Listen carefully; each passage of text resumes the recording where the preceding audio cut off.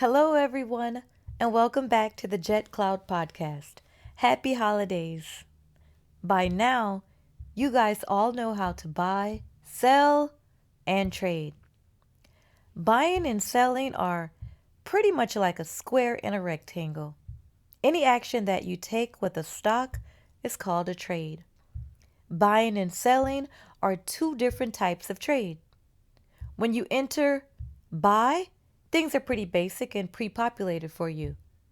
As when you enter sell, things are also pretty basic and pre-populated for you. But when you click the trade option, you get that blank slate and you get to go in there and fill out everything the way you want to. So when you choose trade, you're entering your information. You can choose other options such as options trade, which is one of the more complex.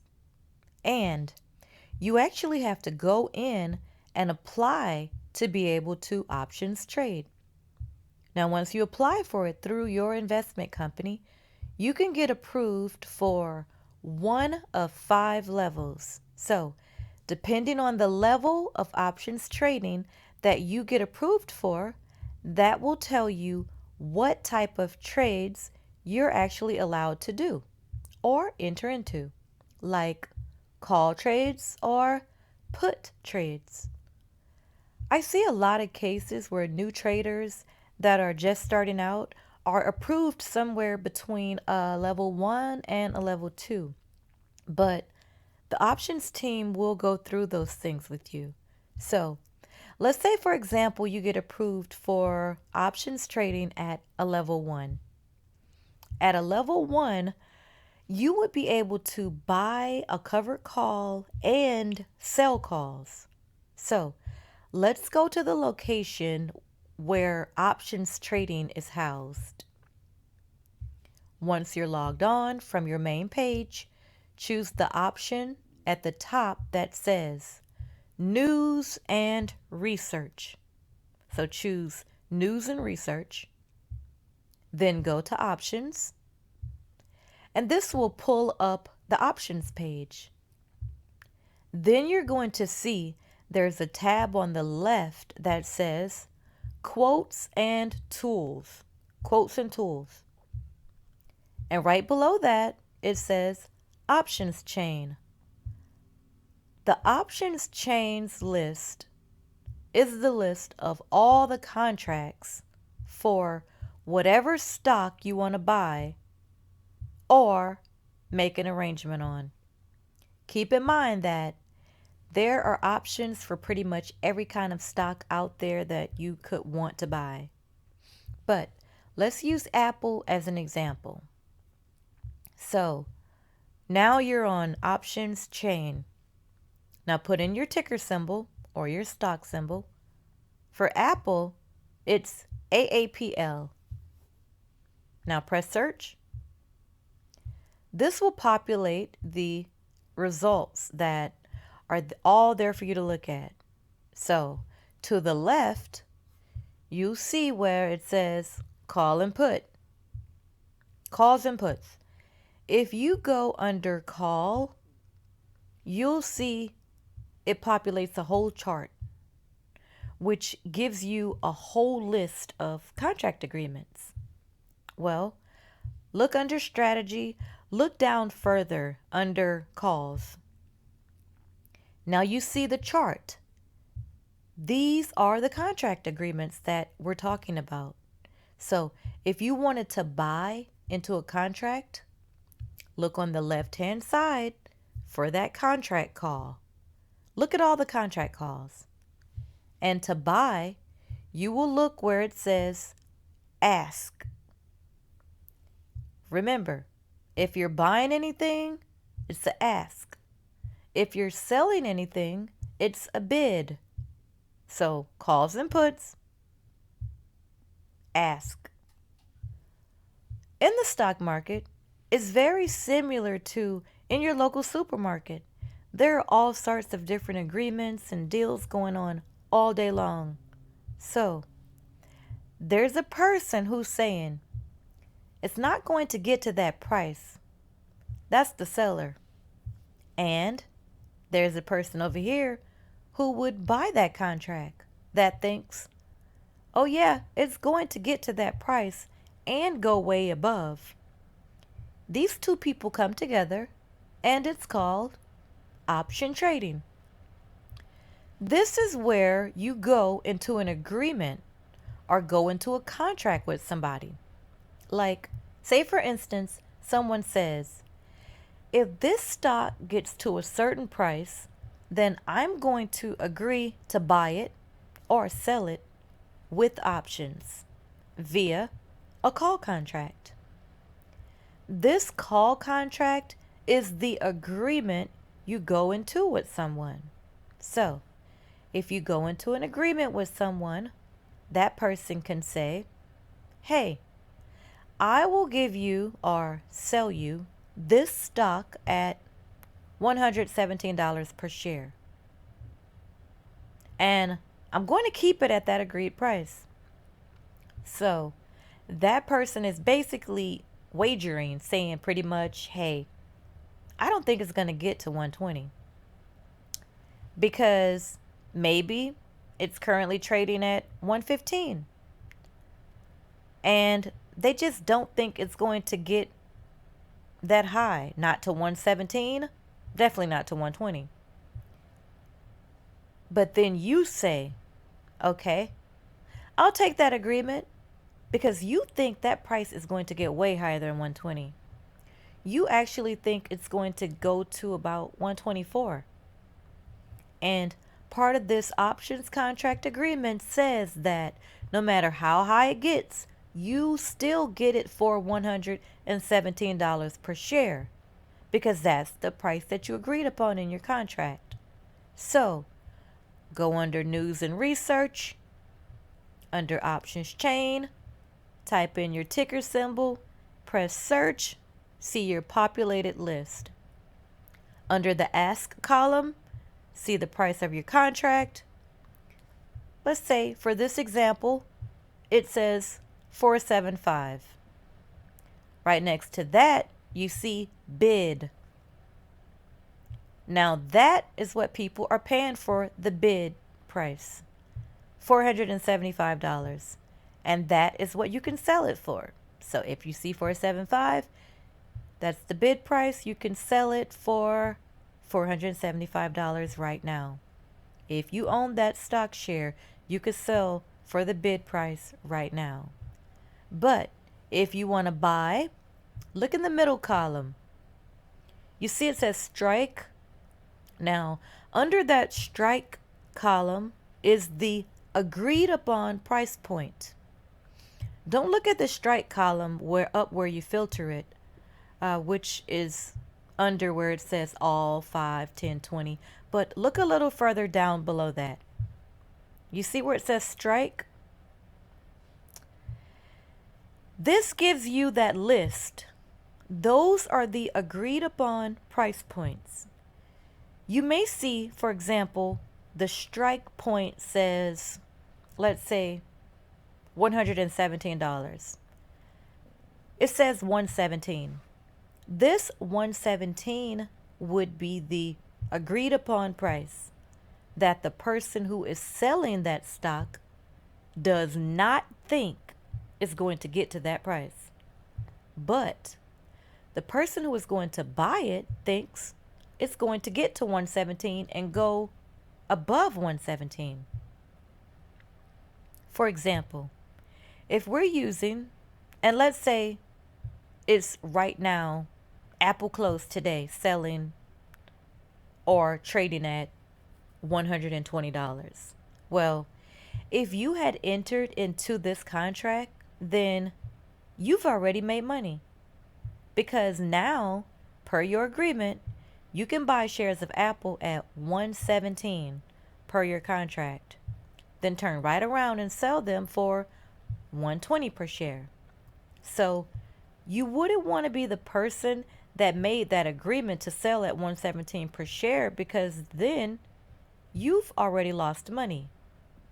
But if you were the person who bought that contract a while ago and you didn't pay so much money for it, like you only paid 117 per share, and now you can sell it for 120 per share.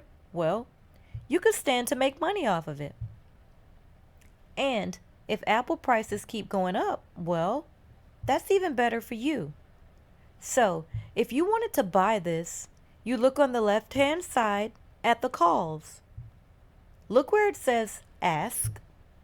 And one major piece of information to keep in mind is that these call prices are all multiplied by 100, because these contracts that you're going to be getting into, or these agreements that you're going to be making, are all bundled up packages. Contracts and agreements are not sold separately, so you have to agree to buy them as a bundle package. You cannot go into any of these contracts and say, okay, well, I'll just buy 2 shares of Apple. No, you have to agree to buy 100 shares of Apple. So, if the price is 117 per share, then you have to multiply that times 100. And this will give you the actual price that you are agreeing to pay the seller.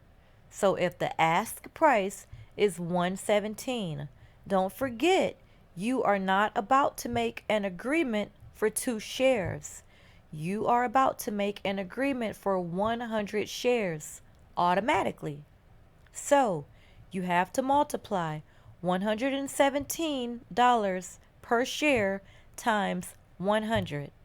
And this is the amount that you are agreeing to pay, $11,700. So the strike says 117. Now, look at the ask price. The asking price says 475. Well, the ask price is how much you have to pay right now to buy this contract. And that would be $475. So you ask, what is this contract that I'm buying? Well, this contract that you are buying is 100 shares of Apple for $117 per share. That is what's inside the contract deal. Do you buy all the shares today? No, you do not buy all the shares today. Today, you only pay the initial ask price, which is $475. That is the price to buy the contract, which is sort of like a down payment. It's the price that you have to pay on the front side just to enter into this agreement to buy the contract today. So you pay $475 today, and you've just bought yourself a contract agreement to lock in a set price.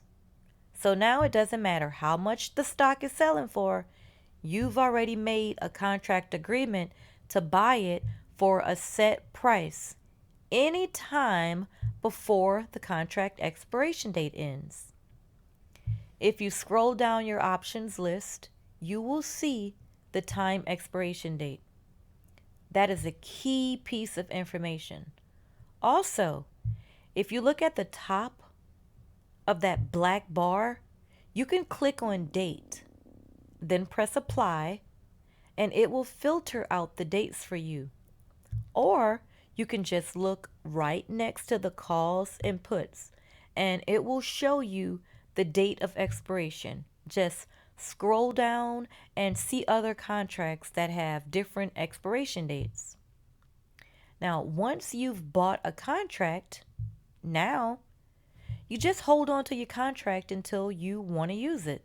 So when you're ready to use it and buy your Apple stock now, you pay the $11,700. So what you do at this time? Well, now you know that you have a contract, which is sort of like a bidding chip. Now you keep an eye on Apple until it gets up to the price that you're comfortable with.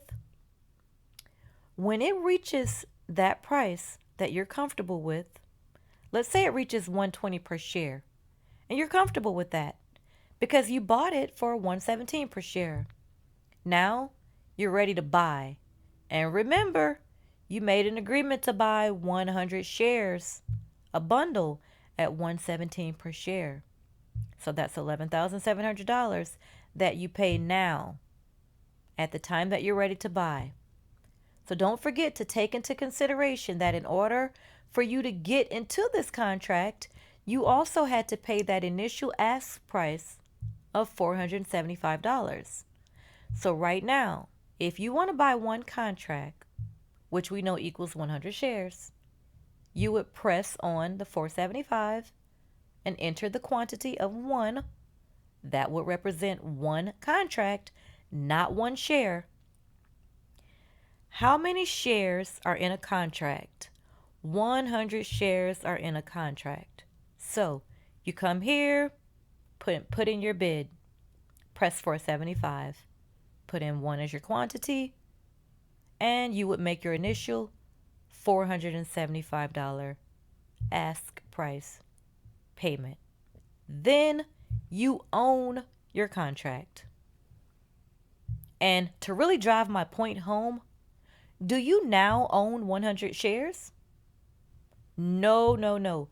But you do own a contract locking you in to buy those 100 shares at a set price. It says buy to open or buy to close. You choose. Now, your strike is already set at $117 per share. That's the deal that you're making. Or, let's say, for example, you wanted to make a deal for $120 per share. Well, your strike would be $120. Your CP is call, because the option contract that we've been discussing this whole time is the call option contract. Keep in mind, CP stands for calls and puts. Call and put. The calls and puts contract has two options for you to choose from. You can do a call contract, or you can do a put option contract. So, the puts option trade is pretty much the exact reverse of what we've been discussing. You would use the put option trade when you are the person that is now going to sell the stock shares. So, your CP is on call because you're the buyer. Your order type will stay at limit order because with these types of contracts, you want to know what you're spending and you want to set a limit to only spend a certain amount. Now press preview order and you just bought your contract. And your contract will appear in your portfolio right along with every other stock that you own.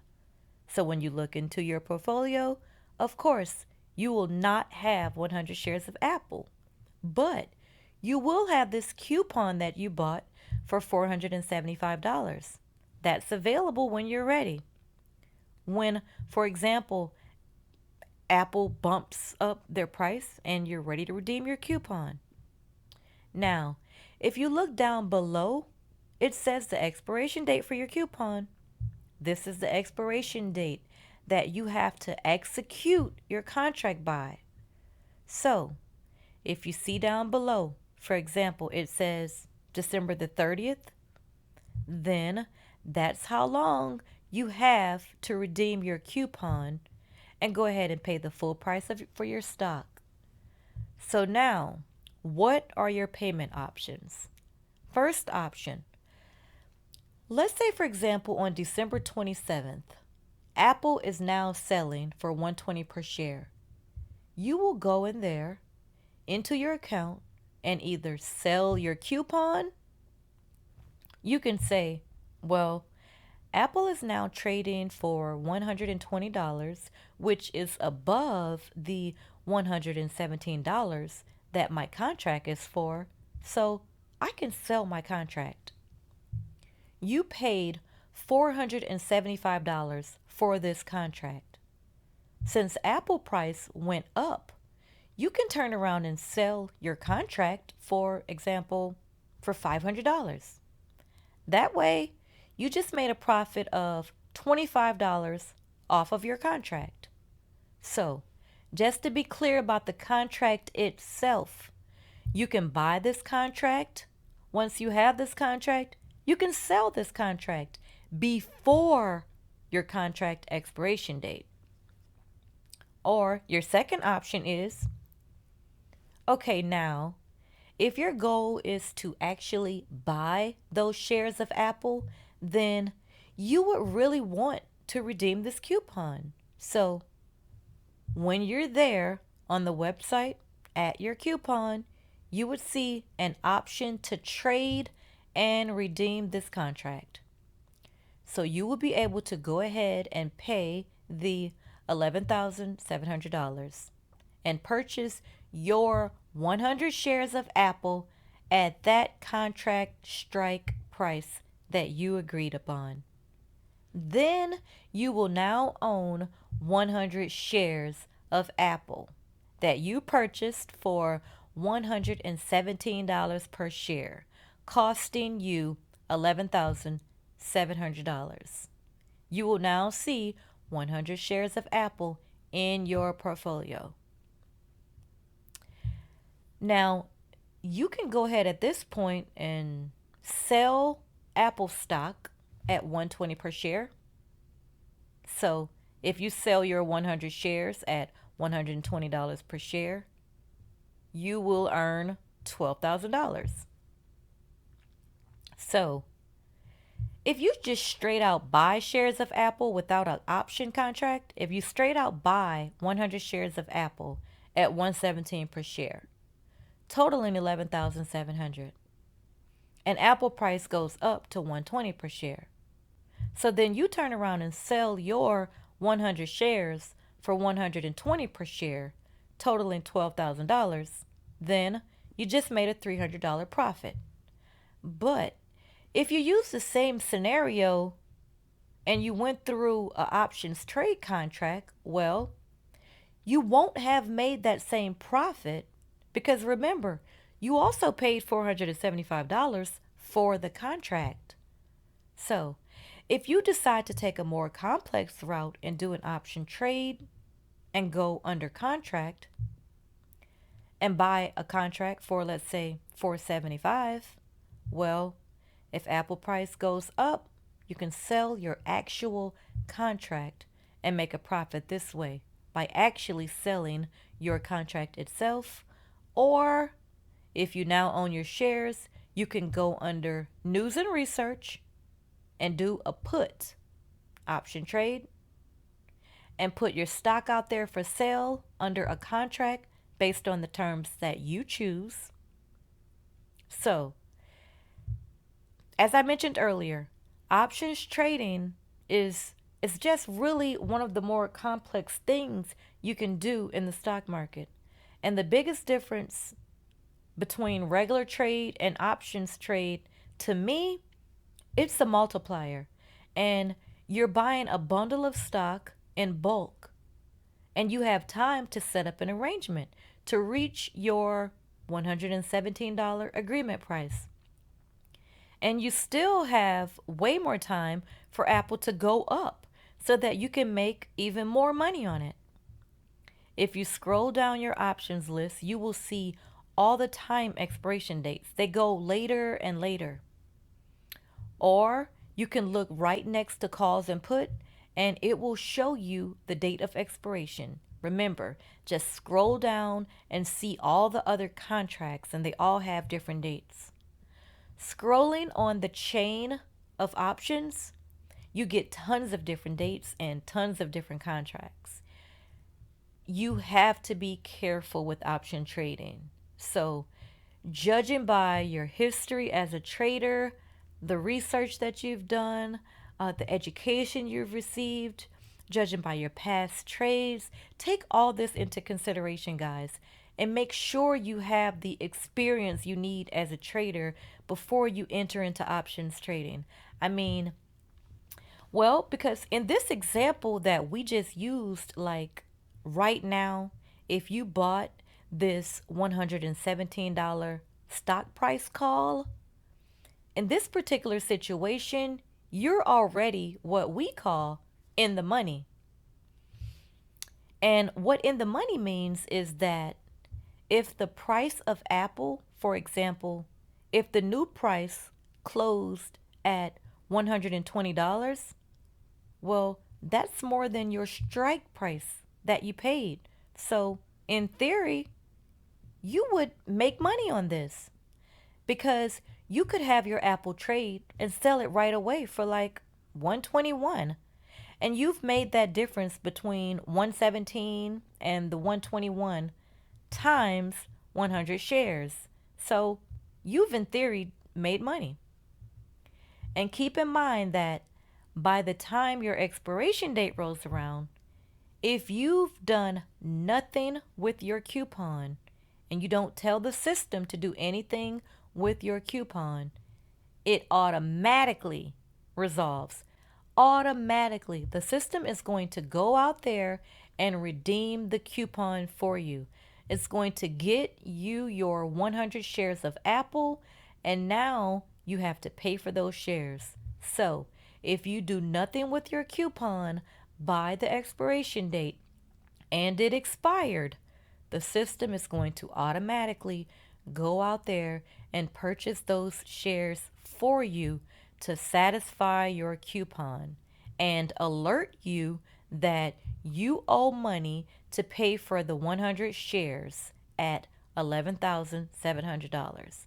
It's going to say, like, hey, you just bought 100 shares of Apple because you had this coupon that was worth something, and we want you to come up with this money right now or sell those shares right now to get the money back. So at that point, if the system automatically bought those shares for you, you will pretty much wind up selling those shares to get back the money. So pay for it and own it, or sell it and hope for profit.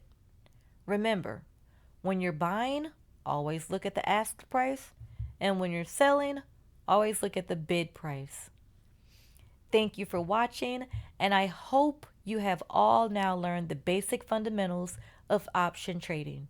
Stay tuned to the next podcast episode as we continue on our journey to financial freedom and discussions of the stock market. If you're on YouTube, like, comment, and subscribe, and turn on post notifications. I'm also available on all podcast platforms. I post every Monday night. However, I will not be posting next Monday, the 28th. Posting will resume after the holidays on January the 4th, 2021. Wishing you all a very Merry Christmas and a happy, safe New Year's. And remember, I'm reminding you that life goes on after the holidays, guys. So don't deplete your pockets because life will still be right there after the holidays, impatiently waiting on you, knocking at your door. My channel links are in the description below. Until next time, stay safe, jolly, and invested. Hello, everyone, and welcome back to the Jett Cloud podcast. Happy holidays.